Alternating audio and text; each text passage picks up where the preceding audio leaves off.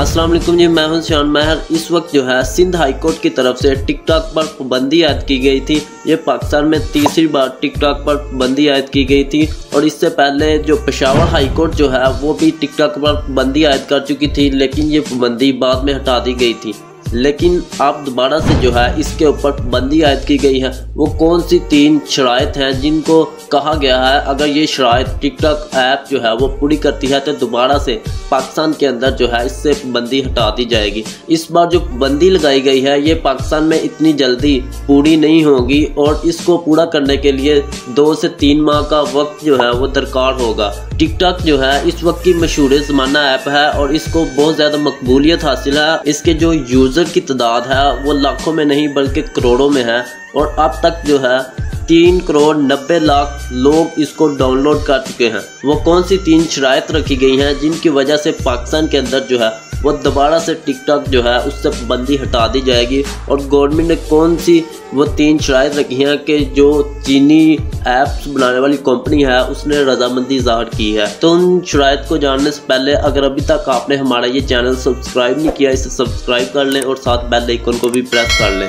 तो जो सबसे पहली शराइत आयद की गई है वो शराइत ये है कि पाकिस्तान के अंदर जो है वो टिकटॉक का एक ऑफिस बनाया जाएगा। इस ऑफिस को बनाने का मकसद क्या होगा? इस ऑफिस को बनाने का मकसद ये होगा कि अगर कोई वीडियोस अपलोड की जाती है टिकटॉक प्लेटफॉर्म से तो पाकिस्तान के पास ये हक होगा। पाकिस्तानी जो ये ऑफिस बनाया जाएगा पाकिस्तान के जो लोग हैं जो पीटीआई अथॉरिटी है उसके पास ये हक होगा कि जब भी जिस वक्त भी चाहे वो उस ऑफिस से रुजू करके जिसका भी डाटा निकलवाना चाहें कि ये वीडियो कहाँ से अपलोड की गई और किसने अपलोड की तो वो आसानी से निकलवा सकेगा।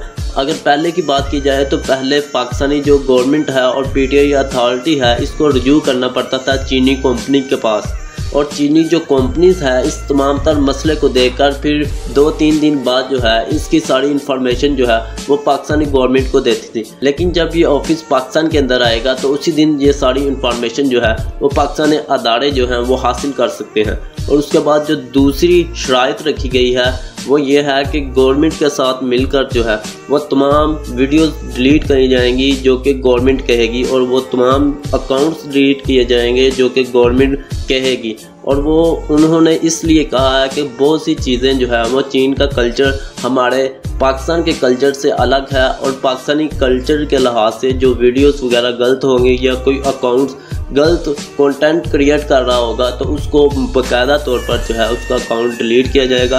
पाकिस्तान से पीटीआई अथॉरिटी और चीनी कंपनी मिलकर एक ऐसा मैकेनिज़्म बनाएंगे, एक ऐसा निज़ाम बनाएंगे कि तमाम वो चीज़ें डिलीट की जाए जो कि गवर्नमेंट बंद करने को कहेगी और वो तमाम चीज़ें जो हैं वो हटाई जाएं जो कि पाकिस्तानी कल्चर के साथ मैच नहीं करती। और इसके अलावा जो तीसरी शराइत रखी गई है वो शराइत ये है कि पाकिस्तान की ये जो दूसरी ऐप्स हैं इनके अंदर जो है एक फ़ीचर है 80+ वाला।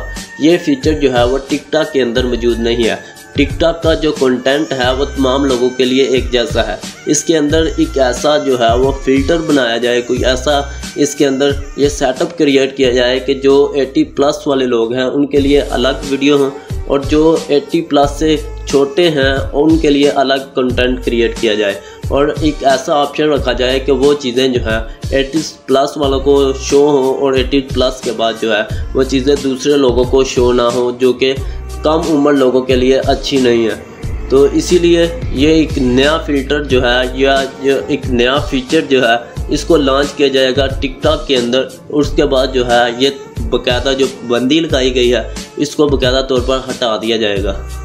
उम्मीद करता हूँ कि आज की मेरी ये वीडियो आप लोगों को पसंद आई होगी और मज़ीद ऐसी वीडियो देखने के लिए आप लोग हमारे इस चैनल को सब्सक्राइब कर सकते हैं और साथ बेल आइकन को भी ज़रूर प्रेस कीजिएगा।